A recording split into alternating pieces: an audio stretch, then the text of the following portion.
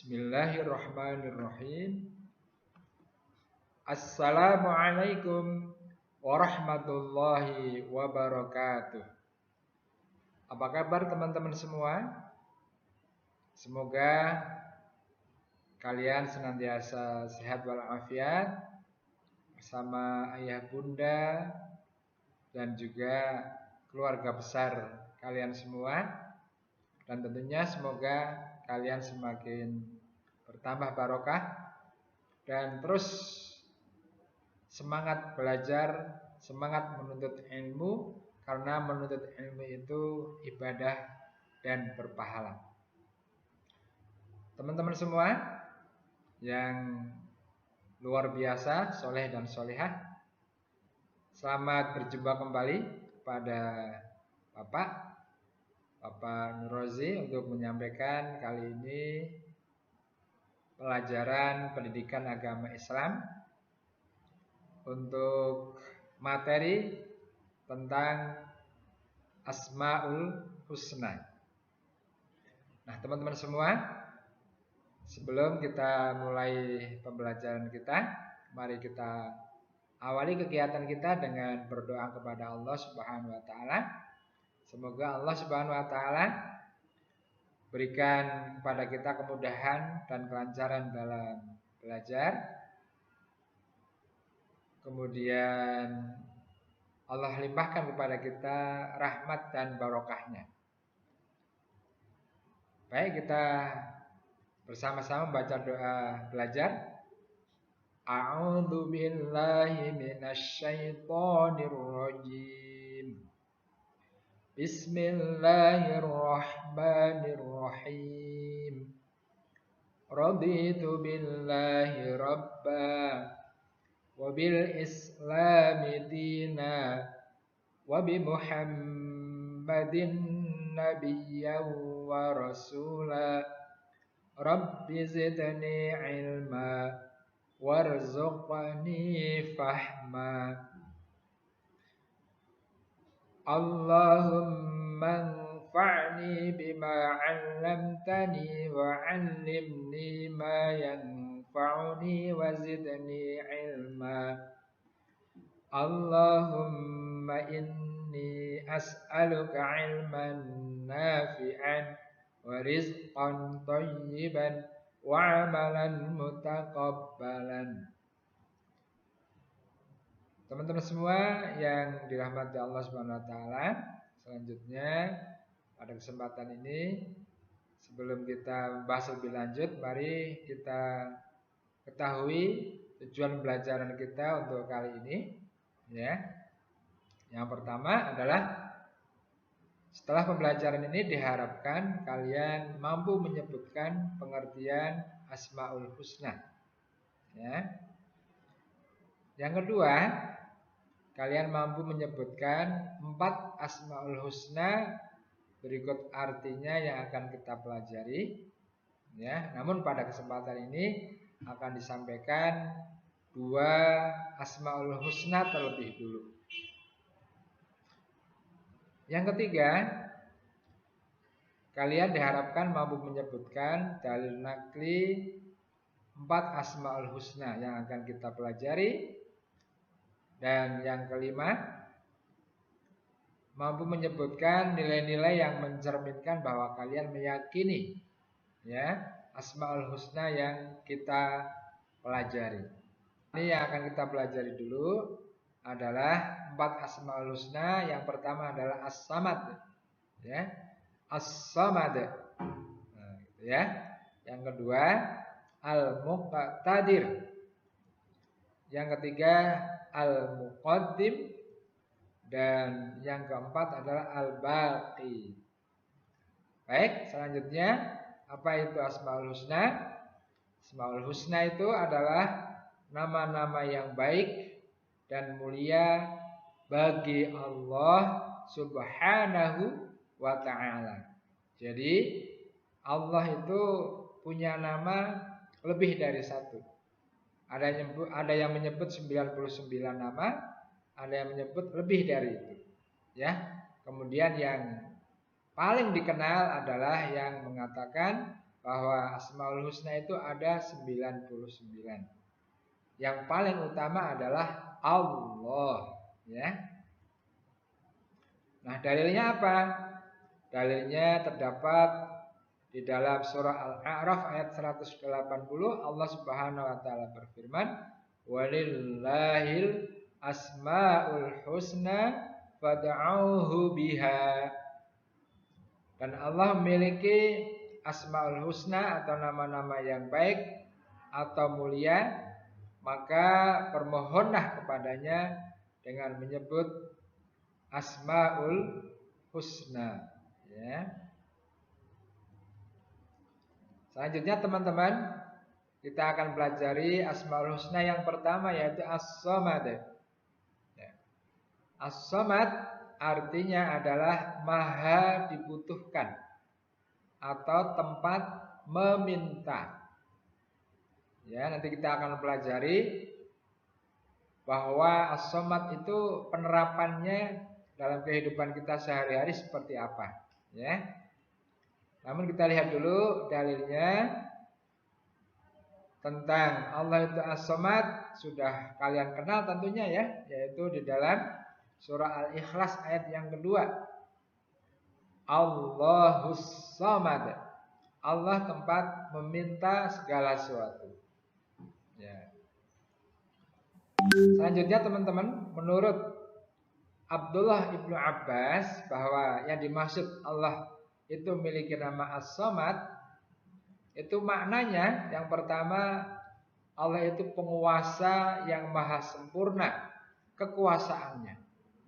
Ya, tidak ada yang lebih kuasa daripada Allah Subhanahu wa taala. Kalau ada seorang yang berkuasa, entah itu presiden atau mungkin raja, maka dia berkuasa tetapi tidak sempurna.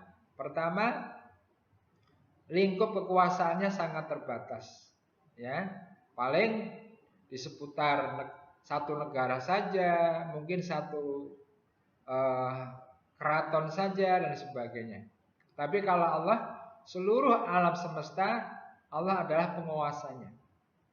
Kemudian kalau presiden dan raja, waktunya sangat terbatas. Mungkin 5 tahun, mungkin 10 tahun, paling lama seumur hidupnya. Nah, seumur hidup manusia itu berapa, nak? Ya mungkin 60 tahun, mungkin 75 tahun. Setelah itu meninggal dunia dan tidak berkuasa lagi. Sementara Allah Subhanahu wa taala di samping kekuasaannya seluruh alam semesta, waktunya juga kekal abadi, nak. Nanti kalau kita sudah berpindah ke akhirat, kita hidup di surga insya Allah, ya, maka Allah tetap menjadi penguasa. Kemudian yang kedua, as-samad itu maknanya maha mulia yang sempurna kemuliaannya. Jadi Allah itu maha mulia, ya, dan kemuliaannya itu sempurna. Yang ketiga, as-samad maknanya adalah maha agung yang sempurna keagungannya. Tidak ada satupun makhluk Allah yang keagungannya itu seperti Allah.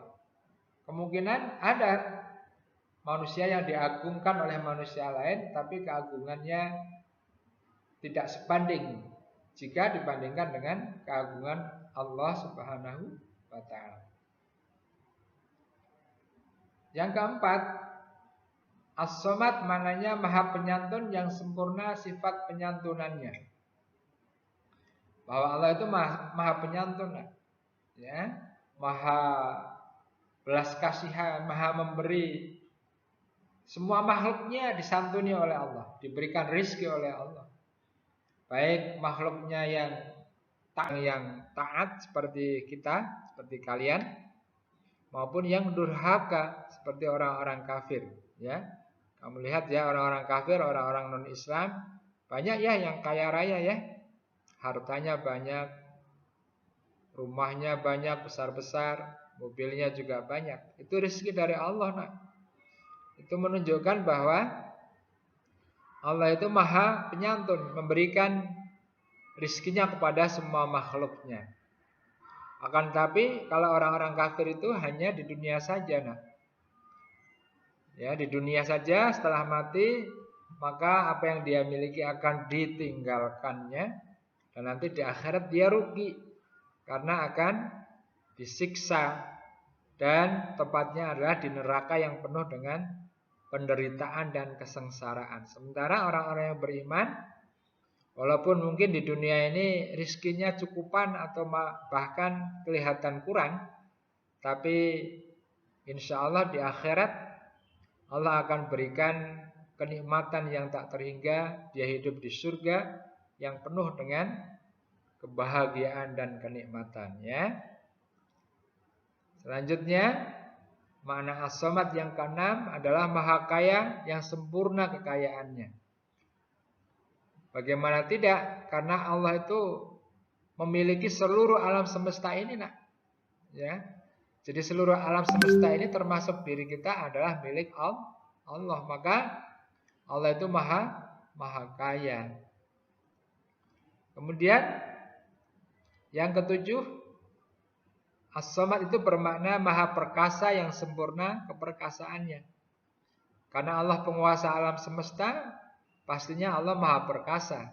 Kalau Allah tidak maha perkasa, maka tidak mungkin akan menjadi penguasa alam semesta ini. Kemudian yang kedelapan, Allah maha mengetahui yang sempurna pengetahuannya.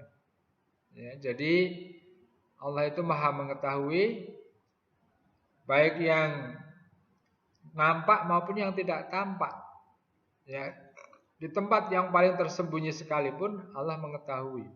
Bahkan kalau kita punya niat dalam hati kita, maka Allah pun tahu apa yang kita niatkan. Makanya berhati-hati ya.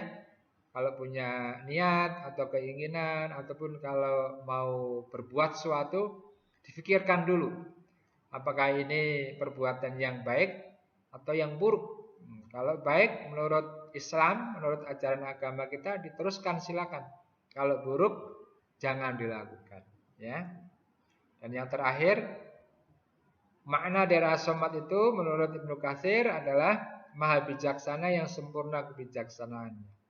Jadi apapun yang ditetapkan oleh Allah Subhanahu wa taala, walaupun kadang kita merasakan seperti tidak adil atau orang lain juga merasakan tidak adil, sungguhnya apa yang telah ditetapkan Allah itu sangat bijaksana, sangat adil. Karena Allah tahu apa yang mesti diterima oleh hamba-hambanya. Ya. Kemudian perilaku apa yang mencerminkan sifat Allah yang as-samad itu? Yang pertama, bahwa kita sebagai hamba Allah karena meyakini bahwa Allah itu as-samad, maka kalau berdoa dan memohon sesuatu, berdoa dan memohonlah hanya kepada Allah Subhanahu wa taala. Kalau kita meminta sesuatu kepada ayah bunda kita, niatnya itu meminta kepada Allah. Ya, sebelum meminta, berdoa dulu kepada Allah ya. Ya Allah, saya ingin sepeda yang bagus untuk berolahraga. Ya. Ingin baju yang bagus, ya Allah berikan. Keinginan saya itu melalui ayah bunda saya, ya. Jadi Allah yang memberi, ayah bunda perantaranya. Nanti Allah akan berikan rizki kepada ayah bunda. Allah akan berikan kemudahan dari ayah bunda untuk membelikan kamu sepeda, membelikan kamu baju, atau apa saja yang kamu inginkan. Ya, jadi prinsipnya adalah meminta kepada Allah. Yang kedua, menjadikan Allah SWT sebagai tempat meminta yang utama dan terbaik dalam semua keinginan kita, ya.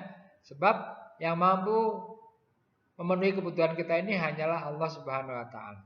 Adapun orang-orang di sekitar kita ini hanya sebagai perantara. Makanya doakan ayah bunda kamu supaya tetap sehat walafiat, ya. Mampu mencari nafkah dengan baik dan Allah berikan kemudahan dan rizki yang luas dan lancar, ya. Kemudian yang ketiga, berusaha menjadi orang yang bermanfaat kepada keluarga, teman, dan masyarakat. Karena kita akan meniru sifat Allah walaupun tidak sempurna ya. Allah itu maha memberi manfaat kepada makhluknya, maka kita tiru sifat Allah yang sangat baik ini ya. Jadi berusaha untuk menjadi orang yang bermanfaat, terutama untuk keluarga kita ya. Nabi SAW bersabda, khairun nas anfa'uhum linnas. Sebaik-baik manusia itu adalah manusia atau orang yang bermanfaat untuk orang lain ya. Seperti itu.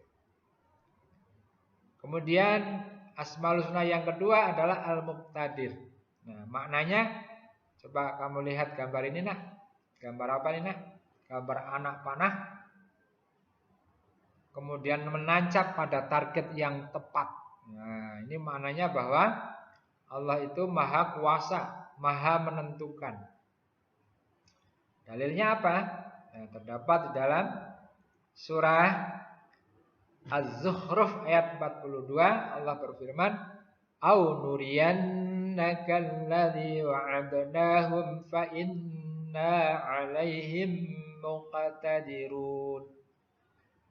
Atau kami perlihatkan kepadamu azab yang telah kami ancamkan kepada mereka, maka sungguh kami berkuasa atas mereka. Ya, jadi Allah itu akan menahan atau akan menimpakan azab kepada seorang atau suatu kaum, itu sangat berkuasa ya. Kalau Allah sudah berkehendak untuk melakukan sesuatu, maka tidak ada satupun makhluknya di alam semesta ini yang mampu mencegah atau menghalanginya. Demikian juga kalau Allah tidak berkehendak melakukan sesuatu, maka tidak ada satu makhluk pun yang mampu untuk memaksanya. Karena Allah Al-Muqtadir, Al-Muqtadir ya. Yaitu Allah maha kuasa atau maha menentukan. Ya. Selanjutnya, perilaku apa yang mencerminkan bahwa kita yakin Allah itu bersifat Al-Muqtadir atau maha kuasa atau maha menentukan? Yang pertama, karena Allah itu maha kuasa, maka kalau kita berusaha dan berdoa, yaitu kita selalu berusaha dan berdoa hanya kepada Allah Subhanahu wa taala dalam meraih keinginan. Ya. Jadi usaha kita selalu bagaimana kalau keinginan kita tidak segera terwujud? Ya kita bertawakal atau berserah diri kepada Allah Subhanahu wa taala, karena Allah yang Maha tahu. Allah Maha tahu apa yang lebih pas, lebih bermanfaat untuk kita, lebih baik untuk kita, yang terbaik untuk kita. Yang tahu hanyalah Allah Subhanahu wa taala. Karenanya kalau Allah misalnya tidak mengabulkan doa kita, itu berarti bukan Allah tidak sayang kepada kita, melainkan Allah itu Maha tahu apa kebutuhan yang sesungguhnya untuk kita. Bisa jadi kalau kebutuhan kita diwujudkan oleh Allah, bisa jadi itu justru akan mencelakakan kita. Kalau Allah menahan atau tidak mewujudkan, tidak mengabulkan, bisa jadi itu akan lebih baik buat kita, lebih bermanfaat untuk kita. Ya. Dan Allah pasti akan mengganti, mengabulkan dalam bentuk yang lainnya. Ya, bisa jadi apa yang kamu inginkan diganti dengan bentuk yang lain yang lebih baik untuk kamu. Bisa jadi ditunda sampai nanti kamu di surga, akan diberikan dalam bentuk pahala yang banyak karena kamu berserah diri dan sabar. Akan diberikan manfaat, nikmat atau kebahagiaan yang kamu tidak menyangka-nyangkanya ya. Jadi apa yang sudah kita lakukan, kita sandarkan kepada Allah dan kita bersabar. Yang ketiga, menjadikan Allah sebagai satu-satunya tempat berlindung dan bersandar. Karena memang harus begitu, karena Allah yang Maha Kuasa, yang Maha menentukan. Jadi apapun yang kita alami, kita berlindung kepada Allah, bersandar kepada Allah Subhanahu wa taala, karena Allah Maha Kuasa. Ya. Allah yang Maha melindungi kita dari segala mara bahaya dan musibah. Karenanya berdoalah kepada Allah, karena Allah lah yang hanya mampu untuk melindungi dan menyelamatkan kita. Dan yang terakhir, tidak menjadi orang yang sombong. Karena pada hakikatnya yang punya kekuatan, punya kekuasaan hanyalah Allah Subhanahu wa taala. Kita makhluk Allah, manusia ini sebenarnya adalah makhluk yang lemah. Coba kalau gigi kamu sakit satu saja, maka pasti kamu akan meriang, akan demam kan?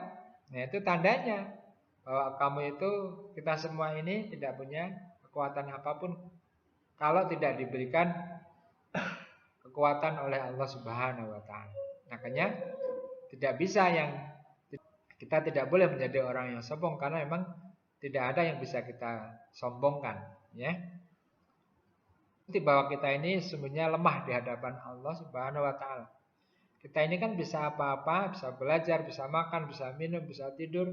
Ini kan karena diberikan kekuatan oleh Allah Subhanahu wa taala. Karenanya tidak boleh kita menjadi orang yang sombong, karena tidak ada yang bisa kita pakai buat menyombongkan diri. Nah, begitu saja anak ya. Kita baru bisa bahas 2 Asmaul Husna, ya, dari 4 Asmaul Husna yang akan disampaikan. Insya Allah pada pertemuan yang akan datang akan Bapak sampaikan kembali 2 Asmaul Husna di kelas 6 semester yang ke-1 ini. Mari kita akhiri kegiatan kita dengan membaca hamdalah. Alhamdulillahi Rabbil Alamin. Subhanakallahumma wa bihamdik. Ashhadu an la ilaha illa ant. Astaghfiruka wa atubu ilaik. Terima kasih atas segala perhatiannya, ya. Mohon maaf kalau ada salah dan khilaf dan salah, ya. Semoga kita semua diberikan keridhaan dan keberkahan oleh Allah Subhanahu wa taala. Assalamualaikum warahmatullahi wabarakatuh.